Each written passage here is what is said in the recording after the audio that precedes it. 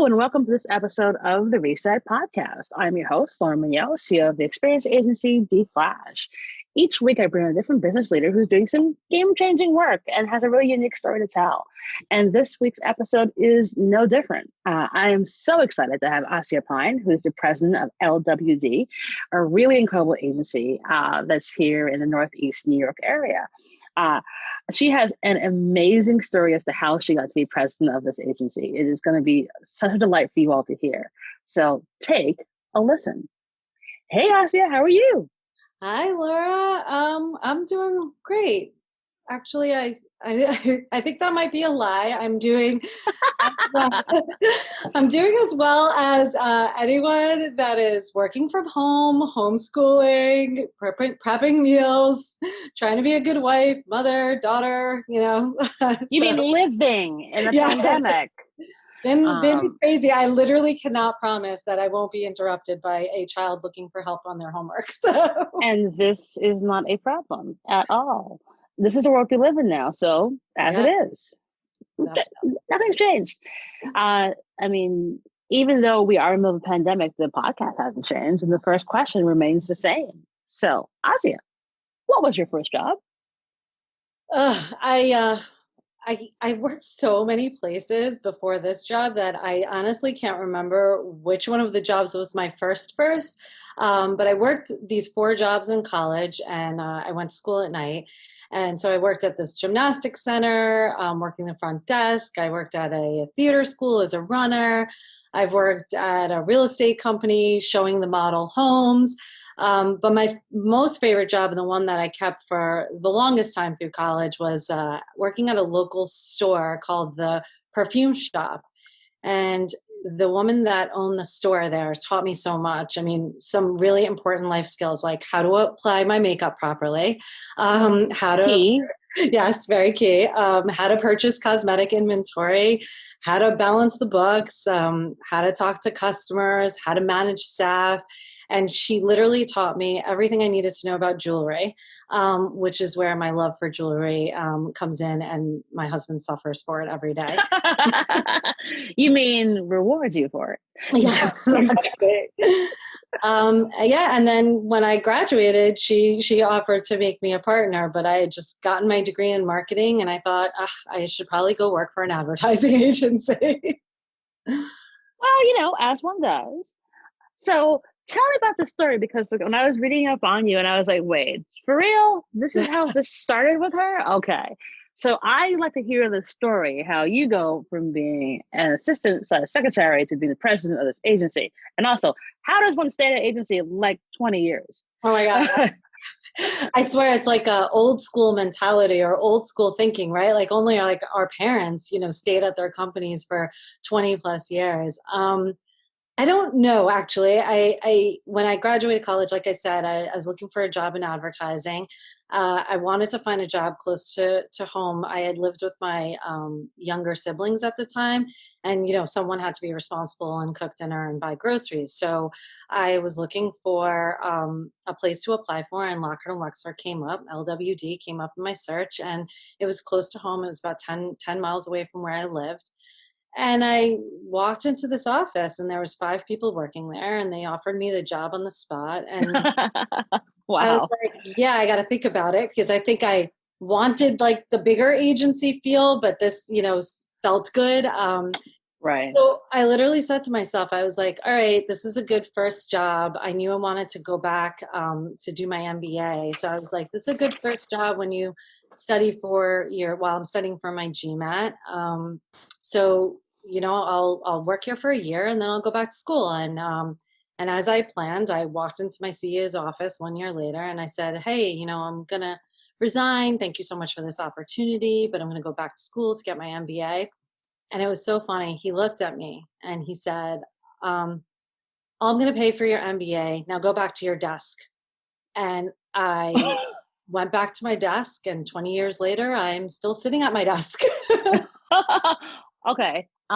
Hold on. What in the world did you do in that 1 year where he was like, okay, you can't leave?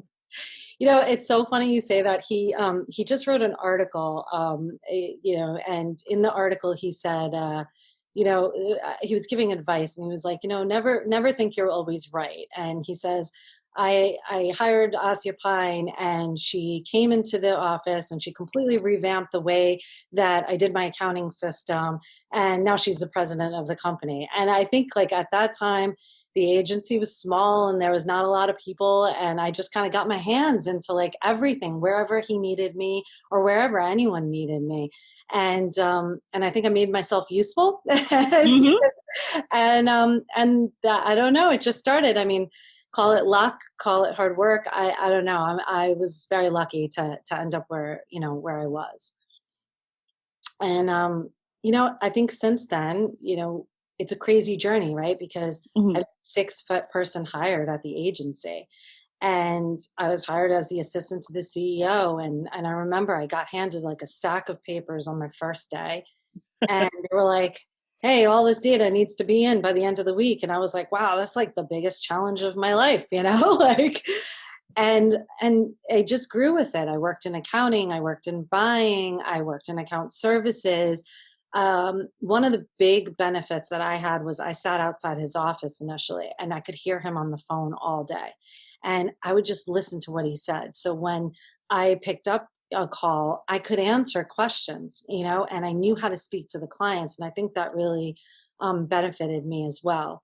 And now, we're 90 people. I cannot believe how far I have come, how far the agency's come. We're one of the largest privately held performance marketing agencies in the country. We work for amazing brands. We help build client businesses. And, over time, it's been a roller coaster. There's been plenty of highs and plenty of lows. There's been plenty of fall on our face moments where we thought we wouldn't survive, when a client didn't pay us millions of dollars, or when we lost a big account. But I think, honestly, those are the moments that made us stronger and smarter and really drove us to be better. We learned from our mistakes, and we kept pushing and making improvements to be the best in our business. And all of those applications that we did in business, I really tried to apply to my own personal life and my personal growth as well. That's amazing. And we need more detail because I think folks, we're in this universe where, the average tenure of someone at advertising agency is maybe 2 to 3 years, if I'm being generous. If it's a smaller one, maybe 4 to 5. And yet you hung in there for 20 years and just worked and worked and worked your way up. What do you think was the thing that kept you wanting to stay? Because I'm sure you had those moments where like, oh my God, I've been here so long, I can go do something else. Mm-hmm. But like, what made you stay, and what keeps you staying?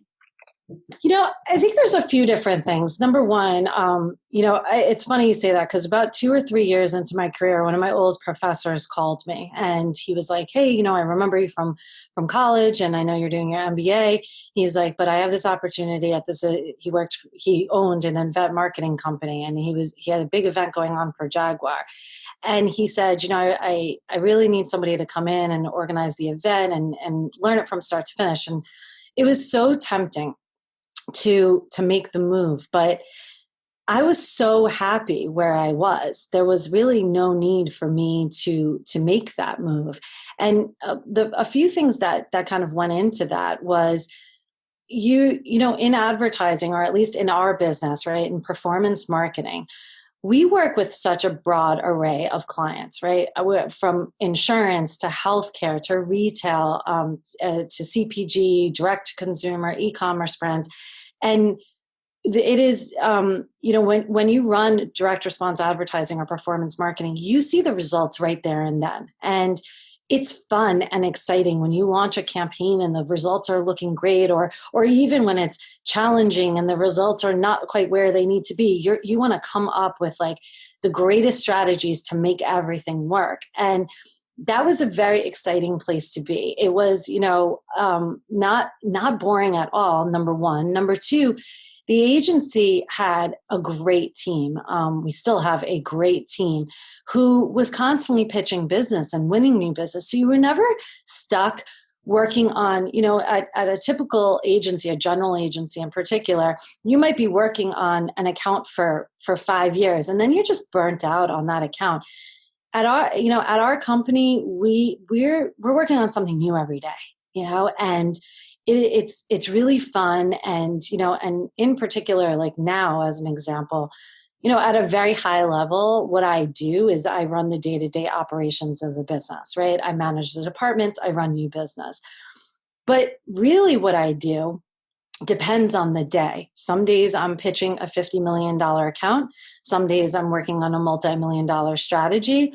Other days I'm working with the IT team to improve our proprietary system. Other days I'm planning our holiday party or picking out paint for redesigning our office. You at our agency, no one is stuck in one position. If you love working, if you're in accounting but you want to also work in PR, and this is a live example. I have a gentleman that works for us. He works in accounting. He loved the social media and the PR aspect, and he's helping us out on all of those fronts. So you're never like stuck in that position that you applied for. Or if you want to change departments, or if you just want to get your hands involved in something else, like, planning a softball party, in the summer for the company, everyone's open to it. We want everyone to be happy and the talents to shine, and we want everyone to be involved and the culture to be so great where everyone wants to stay. And that's why I think AI stayed at LWD for so long. But more importantly, that's why I think 50% of our agency has been there for 10 plus years. We just celebrated 2 other people who have been there for 20 years. And I think one of the other important things is we all like each other. We all respect each other. We love to spend time together. We've seen each other through marriages, divorces, pregnancies, children going off to college. I think it's so important to love the people you work with, because let's be real, right? We spend more time with them than I do with my own family. We're together 8 to 10 hours a day. And so I think it's a combination of all of those things. I think we've built a great agency with a great culture. I think we have succeeded in winning new business and challenging the staff and challenging ourselves. We're constantly upgrading our systems, and that's always a challenge in itself. We're always hiring new people and finding new talent. So I think all of those things combined, it makes it a place that you want to work and you want to be invested and you love to go into work. Does that kind of make sense? No, it totally does. Cause I think, it's rare to find. I've always been a fan, and, as someone who owns a smaller agency too, it's like you sort of build a whole new nuclear family that is separate from the one that you have at home. But it's that feeling of like you have a home that matters so very much and becomes part of who you are. And so I totally get it. I mean, like, you're lighting up as you talk about it, so I can tell that, like, that's why you stay. Yeah, absolutely. I think, I think there's a really big balance between, getting, working hard and, dealing with your family and dealing with all those things. And the agency's done a really good job with that culture, allowing for flexibility. I speak to so many of my friends who either work at other companies or other agencies, and they're like, their time, whatever time it is, call it vacation time, personal time, all of that time is counted against. So if you have a child that's sick and you need to take them to the doctor for 2 hours, those 2 hours are docked from your time, your vacation time, whatever it is. Our agency's always been, and again, credit to our CEO and all, all of the people who work there. We're very flexible. You have a sick child at home, you're not going to get docked for that time. You need to, deal with a sick parent, anything that you need to do. I think it's really important to also have that family first mentality of, we know that you guys all work hard. We know that you put in your time, and the times that you need us to help you out, we're here for you. And we're not going to take anything away from you for caring for your family, for caring for your loved ones. And so I think part of that has a lot to do with it as well. So cool. And so, all right, it's been 20 years. you're now in a pandemic where everyone has to work from home. You're just outside of New York City. How have you guys been able to adapt? It's funny because it was really hard for me at first. I missed going into an office. I missed seeing all my friends, everyone I work with. My boss, Dick, he said it best. He goes, "Wow, this is like all work and no fun." He's like, "No, it's just work." And so it was really hard. I'm not going to lie, but we've adapted. Thankfully, everyone could work successfully from home. Obviously, with Google Meets and Zoom and all of these things, we were able to still see each other face to face. There's a lot of Zoom calls, a lot of meetings, a lot of phone calls. It's definitely all work and no fun now, but but we're definitely, we're getting through it. And so it was definitely, I think it was a big adjustment for a lot of different people. And, but, at the same time, we're blessed and we're lucky to still have our jobs and to still be doing well. So we have to see that side of the story as well. Well, I think that's the key. So, you just find some ways to adapt because it's so crazy. Right. And I'm guessing you're navigating also becoming a school teacher as well. Oh, yes. That is actually a bigger challenge in my life than anything else. Look, $50 million brief, got you. Like wheels on the bus? What? No. I say it all the time. I'm like, I say to my husband all the time, oh my God, it's easier to go in and pitch a client than it is to handle the 3 kids' schoolwork, or understand Common Core because I don't understand. That's not math. No, that's not math. It's 10 plus 2. I don't know where you got all this other stuff from. Yeah, why did they make that so much difficult? I mean, I was doing a Zoom with my a friend of mine and her son, and he was telling me about Common Core, and I'm like, what? It's like 2 + 2 = 4. What? Oh my God. It makes zero sense. But I think, of course, having been at a company for 20 years and going from 6 to a huge, still under 100. Yes. What's been the thing that you say, I never thought I would get through this crazy challenge, but then I did. In your 20 plus years at LWD. I think, in terms of the biggest challenge I feel like I faced early on is definitely being a minority woman in a room of male CEOs. I think that was definitely intimidating in the beginning. Really, sometimes still to this day, being the only woman in the room, pitching and presenting to a boardroom full of men. And I think in the beginning also, I always wondered if I was being taken seriously. And you never really know, right? And sometimes I would think it was in my head, and other times I knew it wasn't. I knew the guy on the other end was a jerk. But then I'll tell you, one day I was talking to my parents, and I had never really listened to the story of how they came here from Pakistan. And, they were telling me how they both landed here in New York with $100 in their pocket and 1 suitcase each. And they both struggled, to get jobs in the 1970s and to build their lives here. But they did it, and they were really successful. And that's when I kind of realized that if both my parents could overcome these major challenges, this challenge wasn't going to hold me back. And I also, like I said, got very lucky because I worked for a CEO who never saw me as anything but his equal. He never saw the color of my skin or that I was a woman. He really only recognized the talents and the contributions that I brought to the table. And he allowed me to thrive and evolve and always pushed me to take the lead.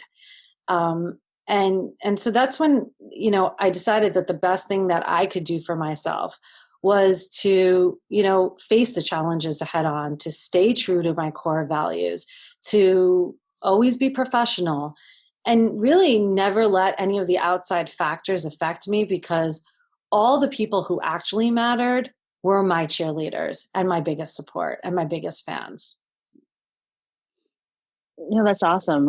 And I would agree with you that there is something about being first gen to, parents of immigrants. You look at anything that they've done and you're like, wait, why am I complaining? What? Right. It's like, it's just like, there's no reason for you to ever bitch, because everything, and we are our parents' wildest dreams. It's like, when you think of all your success, it's like, that's why they came, because it could have been anything. And coming here to give you all a better life is the thing that I think it's also the guilt every immigrant kid parent has. I get reminded frequently about like, we left. Oh, yes, I get it.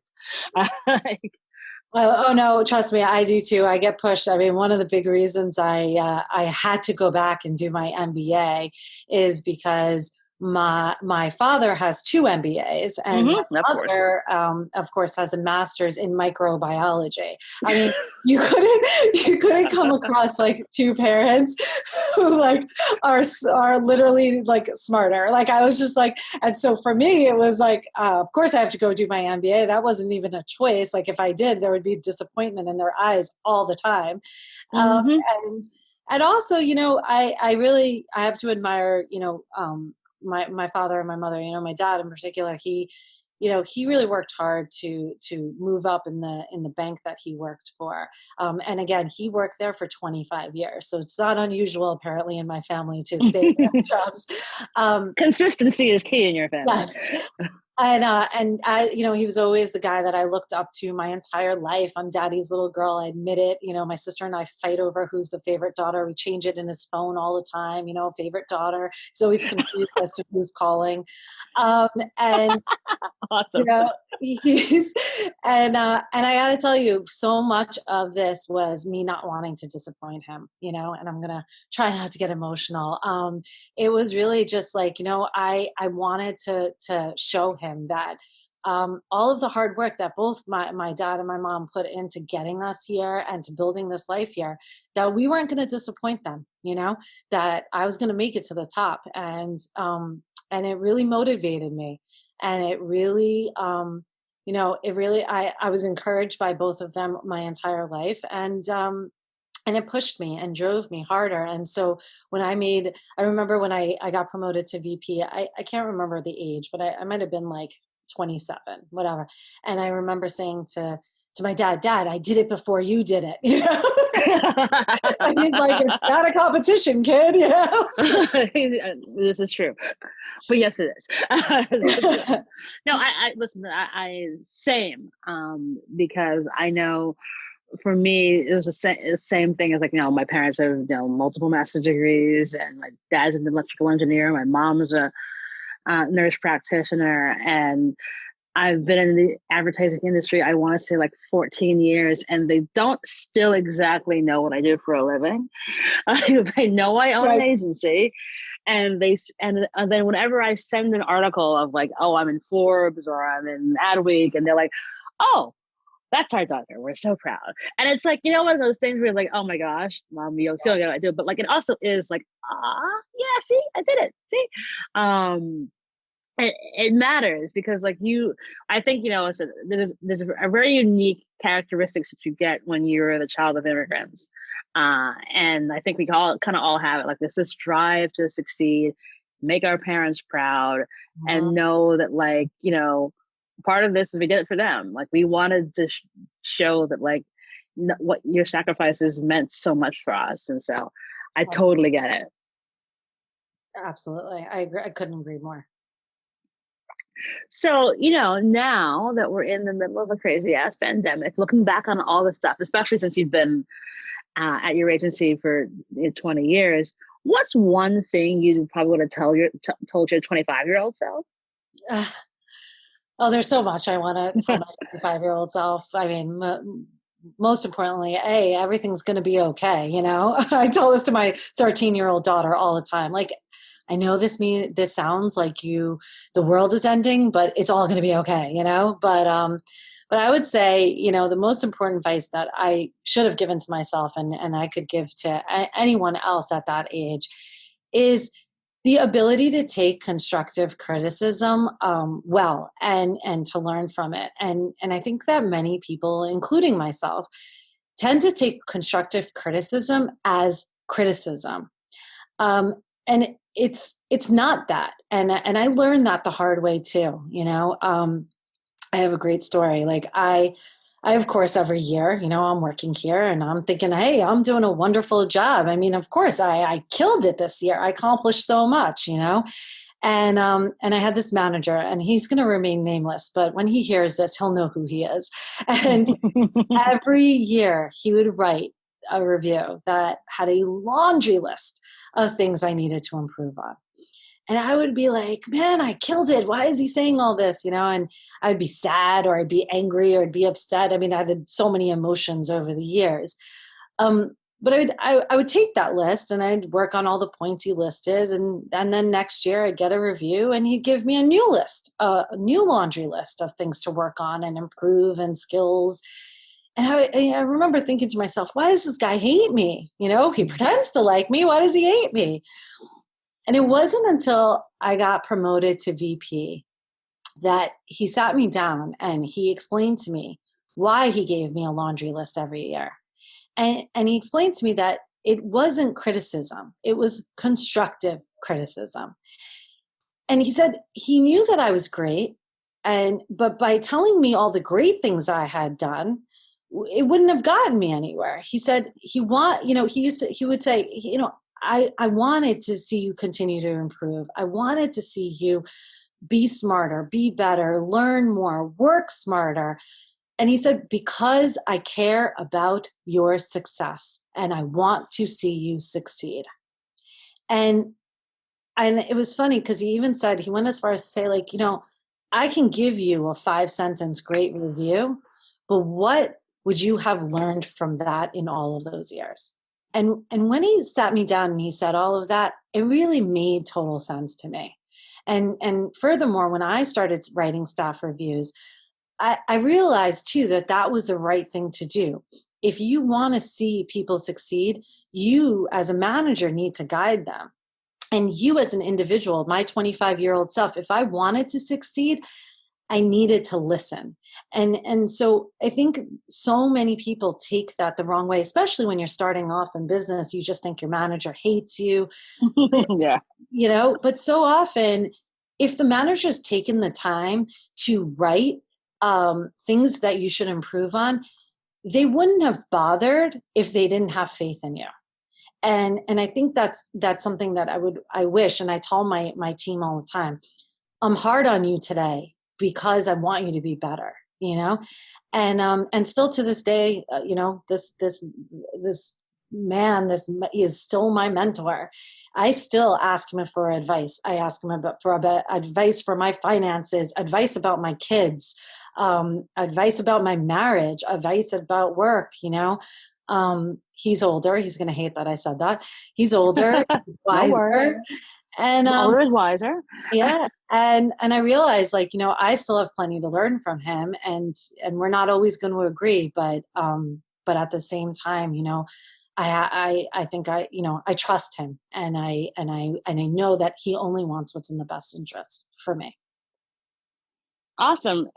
That's so true. I think oftentimes folks get all revved up about, oh my God, they wrote this diatribe about me. It's like, listen, dude, I have things to do. So if I'm actually taking the time to write this is because I think there's something awesome about you. And similarly, I had something similar when I worked for an agency, a couple agencies before I started my own.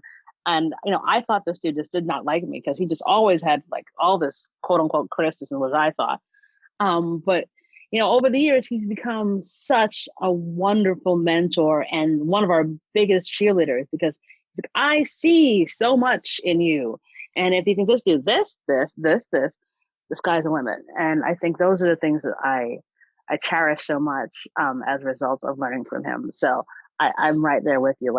Those who take the time on you are the ones you have to value the most. Absolutely. And I think that is so important. And I think it's, like I said, even I, got caught up on that thinking, this guy hates me, but in the end, he's one of my closest friends, and I still trust him to this day. So, that would really be what I would tell my 25-year-old self. And to be honest, what I tell my daughter all the time, for anything, she'll say, "Why are you criticizing me?" And I'll say, "No, it's constructive criticism." And she's like, "There's not a difference." I'm like, "One day you'll learn that there One day is." you learn. One day you learn. So, okay, so you're navigating, running an agency that's successfully navigating an insane pandemic. You have 3 kids, you've become a math teacher. What are you doing for your self-care? I've always been the queen of self-care, I'll be honest. Oh, fantastic. Do tell. Yes, yes. So many things. I mean, I think one of the big things for me has always been, take a breath, take a moment. My husband will always laugh because he'll be like, I'll just sit in the bathroom and he's like, "Are you okay?" I'm like, "I'm totally fine. Just needed a moment," But I think for all my, whenever I talk to any of my friends, I'm always like, we got to all like take a 15-minute break. So I definitely think, taking those moments to just kind of compose yourself and get your thoughts straight. That's really important. Even in terms of just how, taking care of yourself. It's been hard recently, and I guess we're talking about the pandemic, but I've always been really good about making sure that I take time to get my nails done, or get a massage, and really, do all of those things. And then I think the other thing is just taking time to read. I love to read all different types of things. One of the big things I've been reading lately, and I always pass along to my team, is, I've been really obsessed lately, and I've always been obsessed with this, is any article that you can read or any book that you can read about being able to read the room. It's really interesting. There's so many nonverbal cues that people give you, with their expressions, with their body language, and I think it's really important, and it makes you a better presenter in a room, because when you can read a nonverbal cue, you can when to pause, when to stop, when to pivot. And one of the things that I find it so interesting, because there's certain things that, like, we would never even pick up on, but I've learned over the years, and I still continue to learn, even with micro expressions, which are so crazy and fun to learn about. I always say to myself, did the client just cross his arms and sit back in the chair? Oh, it's time to stop talking. Mm-hmm. And so I think, like, just reading interesting articles for me has always been a good, like, down period.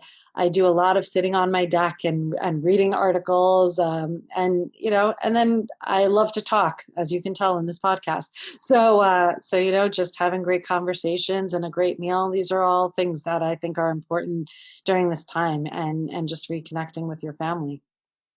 That's so important and so key right now, because we're all losing our minds I collectively. So it's not like you're by yourself, but still, it's necessary. Like that, take a breath, and reading people is so important right now, because like your verbal cues are basically from, like, the neck up, Right. or whether or not they put their video on. So I think it's so key to kind of pick up on those things and understand, and then take a moment. So great advice there. And last but definitely not least question: would you ever give or an ask of the audience? Give or an ask of the audience. Interesting. I would say, everyone it's been a really difficult year, and it's been crazy. And, between people losing family members, and people, just, the pandemic, people losing their jobs, a crazy election cycle. I mean, it feels like this year, every day has been a new day, and you never know what you're going to wake up to. I actually have a great story. So last night I'm going to bed, and I feel the house shaking. Sounds ridiculous. I literally feel the house shaking. And then 5 minutes later, I feel the house shaking again. And then I feel the house shaking again. And then it really shakes. And I turn to my husband and I say, was that an earthquake? And he's like, there's no earthquakes here. And we get up, and then a giant tree fell on our property, broke our entire front fence, and landed in the street. And so it's midnight now, and we have to call the police. And anyway, it was on and on. And I just looked at him and I was like, seriously, like another thing this year, So I would say, my ask of the audience is everyone just slow down, appreciate what you have, be happy that you have your health, take your time, enjoy your family, really, really spend time getting to know yourself. I think self-reflection is key. Meditate, whatever you have to do to get your mind right, because it's been a long year, and it might be going on for a little bit longer. And so I think it's really important that we all just take a step back and appreciate what we have, and really self-reflect and try to enjoy the time. I started off, being like, it's crazy, I'm homeschooling this, but I'm also really trying to enjoy this time with my kids, which I never really had, during the course of the day. I'm really trying to enjoy, seeing them every day, watching them grow, not trying to get frustrated with this homeschooling and everything that's going on. And really, making a really big effort to eat dinner together and to ask them their questions and to really enjoy them. And so whatever that is in your life, whether it's your children or your parents or just yourself, even myself, getting to know myself better. I was always running, and now I feel like I have a little bit of time to look back at, what I need to do and what I need to get in order, or how I need to get my mind right. And I think these are all really important things. So, while this is all going on and on the outside, let's all try to take time for ourselves on the inside, I guess, is my ask of the audience. That's a great one, because I think folks really do need to do that, especially you have this time now. You're never going to have it again. So you might as well do that for yourself, to help navigate this crazy time. So super awesome ask of the audience. So thank you so much. So Asieya, what do what's next for you? Because obviously you're in this wacky doodle time. Like, what do you think? What are you guys seeing next? Another 20 years at LWD? What do you think? Yeah, I mean, I think so. I think I couldn't imagine being, anywhere else. I really enjoy, I really enjoy what we do. When we talk about, even this year, what a year, right? There's just so much uncertainty in the marketplace, and so much of what was going on, nobody really knew how to wrap their heads around. Some brands needed to get out of the market and needed all this flexibility to go in and out of the market, and pivot and navigate through the changes in the marketplace. I think it was so, at some point we were like, oh my God, what's going on? Like in March, we were like, oh my God, what's going on? Is this the end of us? What is going on? And I think what ended up really happening was, okay, let's take a breath. Let's understand how people are consuming media and how things are changing weekly. And let's recommend to the clients how to shift their budgets and see success.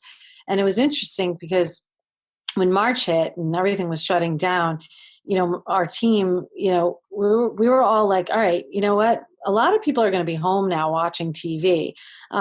Maybe we need to, And the other thing we knew was that a lot of the retailers were going to be pulling their dollars out of the market, and they were going to leaving the stations with inventory to fill. And so it was funny because we called all of our D2C clients. I think they all thought we were crazy. And they said, we were like, do you have inventory? Yes. Great. Okay. We're going to put your campaign on the air immediately. And, we saw all this huge success for our direct to consumer clients because it was like a perfect storm. Media rates were down, viewership was up, consumers needed goods delivered directly to their homes. It was just the perfect storm of everything that could have happened in television in particular. And these are the types of things, these are the types of stories or moments that I have where when I even think about what would I do next, nothing seems as fun or exciting, as that. And, Right. and again, this company is my home, and these people are my family, and I couldn't imagine doing it with anyone else that I've done it with. And I really couldn't imagine being anywhere else. So I would say, yeah, probably, I don't know. I'm a little bit old. So I don't know about 20 years, but maybe another 15 I still got in me. You still got it. And really trying to take the next 15 years or whatever it is, 10, 15, God willing, we're all around. It's really taking this time to build that next generation of leaders and the next generation that's going to take over this company. For me, the legacy of the company is so important, and the ability to train the staff and to get them to a place where they are the ones who are leading the company. That's my ideal focus, to when it's time for me to retire, or when I'm too old to do this, for me to say I did a great job, and I brought all these people and give them the opportunity to lead. And more importantly, leave the legacy of the business behind, because that's what's important, right? That's so awesome. And it's just a wonderful way to end the interview, because that's the key here. It's leaving an awesome legacy behind and lifting people as you climb is just wonderful. So fantastic. It's been such a pleasure to have you on the show. We'll put all your information in the show notes so folks can find all about you, because you're just a delight and wonderful. I keep on chatting with you for the rest of the afternoon. Me too. Thank you so much. I really appreciate you inviting me to the show. It was really fun, and Awesome. Hope we get to meet for a drink soon somewhere. Yes, somewhere between Manhattan and Westchester. Yes. There are plenty of places. Yes. We will find it. But thanks again so much. You were such a delight, and that is our show.